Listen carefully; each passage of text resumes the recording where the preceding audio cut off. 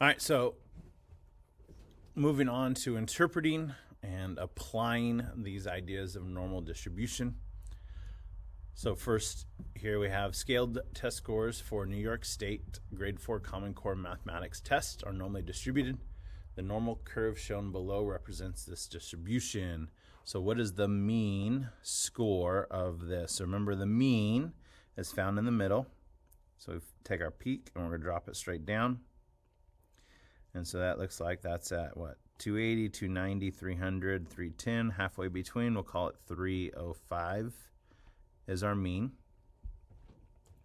Then we want to estimate the standard deviation. So remember, all the way out, about right there, gives us 3 standard deviations. Remember, there's a little bit out to the right, but 99.7 is going to be found between 3 standard deviations. So almost to the naked eye, touching our x-axis. And so that gap looks like we go from 305 out to 425. So when I subtract those, that gives me a range of 120, which then we divide by our 3 standard deviations. So 1, 2, 3 standard deviations gives us an approximate standard deviation of 40.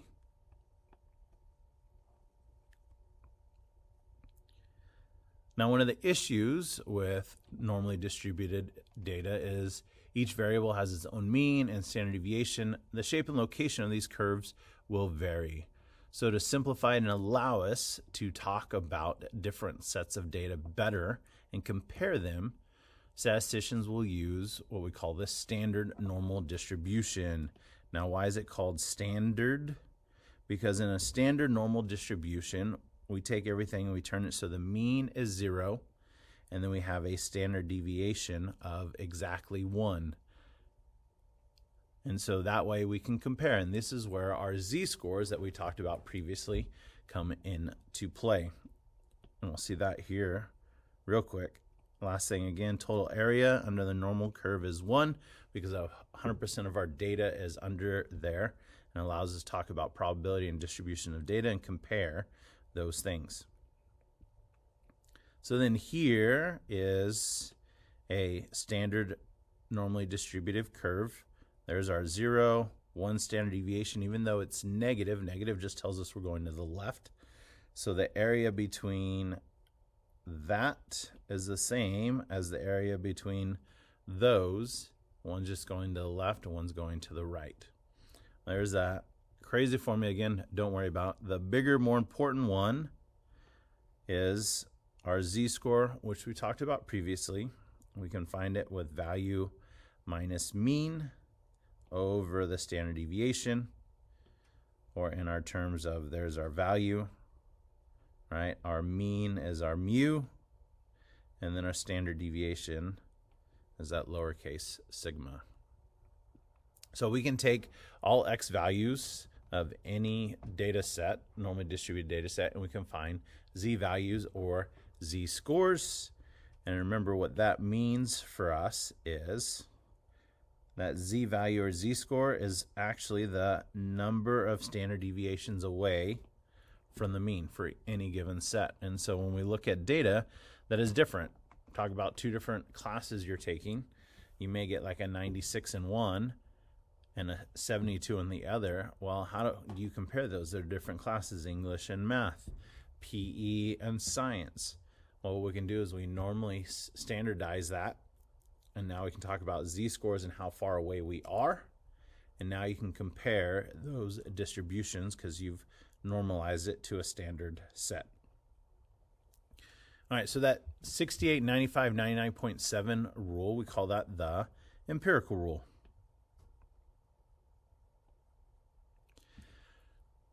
But I still like the 68, 95, 99.7 rule because it reminds us what those sections are. And so the mean of this one is again right in the middle. And then we go 1 standard deviation out, or 1 SD. And this way is still 1 standard deviation out. It is just to the left or negative. And so within that set is 68% of our data. And then when we go 2 standard deviations out to here, on either side, we get to 95% of our data. And then last, if we go all the way out to 3 standard deviations, we make it all the way out to 99.7% of our data is found there. Now, some of you will go through and memorize these and understand, hey, this one's 34, that side is 34, this little chunk becomes 13.5, this little chunk becomes 13.5, and then 2.35. And then that's not all of our data. Remember, there is just a little bit out on each side. And really don't break that down, because rarely will you ever find data that's outside of 3 standard deviations. It's really unusual. If you remember back to a chapter ago, we talked about anything outside of 2 standard deviations with unusual data, because if you look at that, anything that's outside that's less than 5%, and that's pretty unusual. Okay, so a couple quick things. So cumulative area to the left is close to 0 for z-scores. So that's anything here going that way is pretty close to 0. And then as our z-scores increase, our cumulative area increases. So as our z-score goes this way, that area underneath that curve increases as well. Even as it goes up and we're going back down, we're descending here, we are still picking up more. We're just adding on that area to all of that. So the cumulative area will increase. The big one to help remember is this idea that a z-score of 0 is at 0.5 or 50%. And so that's going to be right there, meaning that all of our data to the left is 50%, which should make sense. And then the other side, because it's exactly in the middle, there is 50% of our data there. And just like number 1, if we're close to 1 or 100% of our data, if we are close to 3.49, because that's outside of that 3, so you're getting minutia of difference there. Okay, so make sure you're paying attention to the idea of the standard normal curve. And remember, your standard normal curve is going to have a mean of 0 and a standard deviation of 1, or your regular normal curve, that can all vary. Description of how to use a graphing calculator. We're going to use StatMedic as well as some z-tables, which we will see here shortly. Couple rules on rounding, though. For area under the curve or our percentages, we're going to go to 4 decimal places, 10 thousandths place. And the reason is when we look them up, you might get 7, 3, 4, 2. That way we can move that decimal place if we want to write it as a percentage, and we get an accurate percentage as well. But then on the flip, for z-scores, we're only going to go to the hundredths place or 2 values, which you saw that when we did z-scores previously. And you might have 2.35, which then also connects to our table of how accurate that's going to be. So let's look at 6. So anytime you do any of these problems, you want to sketch a picture. I'm going to remind you quite a bit to sketch the picture of the standard normal curve. But it's going to be super helpful so you can visually see it and you'll make some less mistakes. You can start to identify, like 6 is going to be asking us, is, hey, in my head, even if it doesn't explicitly ask, should my answer be greater than half or less than half? So let's look at 6 and practice that. Now, when you draw these, they don't have to be perfect. I'm not an artist. You can get close to the shape is good. What I don't want to see is a shape that, looks like that, okay, or anything like that. or even like that, right? I want to see a little bit of that tail on there. And then we'll label, so our mean is right there at 0. Put as close to that peak as possible. Again, these aren't exactly symmetrical because I'm not a perfect drawer here, but we get the idea. And I'm going to label, there's 1 standard deviation, 2, and 3 is out there. And then this way, -1, -2, and -3. Again, remember the distance is the same there as it is to there. It's just what direction you're going. The negative tells you the direction you're going from your mean. So let's find our 1.5. So there's 1 and 0.5 just a little past it. And so that then would represent all of this area. And so we would say that a z-score of 1.15 is going to be greater than 50%, because our 50% is at 0 and it's that area to the left. So we have this extra area left over. So 0.5 or 50%. And then connecting this to a table, which is a great tool to use.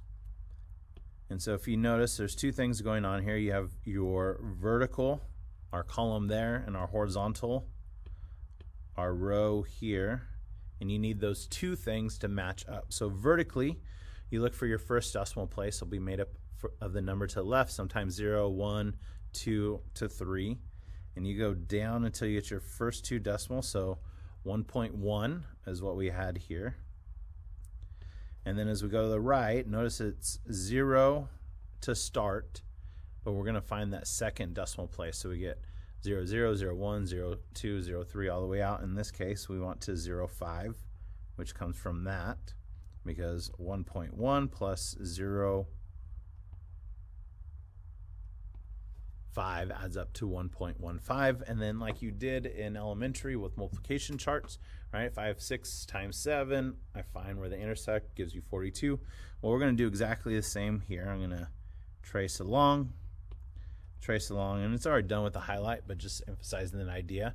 And where they intersect at is going to be your answer. So in this case, the exact answer for what percentage is under our curve there in the orange is 0.8749. or 87.49%. All right, so let's do 7. So we want to find the cumulative area. And now as we do these, we're going to do sketches. And I don't have to label everything as long as you give me the mean, because it's helpful, because now you know that any values to the left there, that's 50%, right? So it gives you a reference point that doesn't change. And we're looking for negative 0.24. So there's -1, so not too far under 0. And we want to the left, so that's going to be that shading. So a z-score of negative 0.24, is that less than or more than 0.5 or 50%? Well, that's where that would be located at, and we have some shading there. So we would say that it is less than 50% this time. All right, so we'll do these 3 here. In order to do that, we're going to use our table as well. So I'll pull that up. All right, so we'll bounce back and forth here. So first, we're going to sketch a picture, because that's what we always want to do, is sketch our picture. Again, just a sketch. Doesn't have to be anything super fancy. And there's my 0, and I want 2.7. So there's 1, there's 2. So I'm a little bit past that. And we want the area to the left. Eventually, we'll have different ones, but right now, we're just working these areas to the left. And so we want to estimate that area. Well, empirical rule tells us that if I go to 0, right? There's 50% of my data. And then remember we said at 1 standard deviation was 34. So going out to 1, there's going to be now 84. You're adding those two together. And then going one step further, all right, so now we're going to 1, and we talked about that was 13.5. And put it on the top there so it's all staying. So we'd add that bit on, and so now, instead of being 84, we've gone out a little further. And so I'm at 97.5% of my data. Well, that's at 2, and I go a little bit past that. So I'm going to make a guess of, say, 98.5. Let's say it's 1% past that. All right, so now we're going to actually find it using our table. So remember, we have this z-score of 2.17. So let's go to our table. All right, so here's our table. Notice here that it shows us the shading to the left, and that's what we're going to find. Eventually, we'll do some areas to the right and in between, but for right now, we're just going to the left. And then remember, we're looking for 2.17. Well, notice these start at negative. So keep scrolling down, and then we hit negative 0, 0, which is kind of funny. It's neither negative or positive, because then we flip and there's positive. Hey, notice there's our 0.5 and then 0.5 there. And so we're looking for 2.17. So here's 2.1. And I'm going to go across, but I don't know which one to choose because we still got to do our horizontal. And so there's our second decimal at 0.07. So we come down and we can see that intersection. And so 0.985. That was a pretty good guess by me. I actually didn't know. I was just adding one. Sounded nice. So 0.9850, which equals 98.5%. All right, 10. Find the area under the standard normal curve to the left of z equals negative 0.0999. All right, so we'll draw our sketch. All right, there's our mean at 0. There's negative 1. So this one's going to be barely to the left. We want the area to the left of that. So there's our z-score that we're going to go with. And so the second page is our positive, so we'll go up here to our negative. And then we wanted 0, 0 to start. And then the reason we say negative is because we're going to build from that. And then our 0.9. So as we look, that gives us that. And then this one. But then our issue becomes, well, we wanted negative 0.099. Well, this one currently is just negative 0.09. So let's round that up to negative 0.01. So really our answer is negative 0.01 and then 0. So yes, you do need to find that. And that gives us that value of 0.4602. Or 46.02%.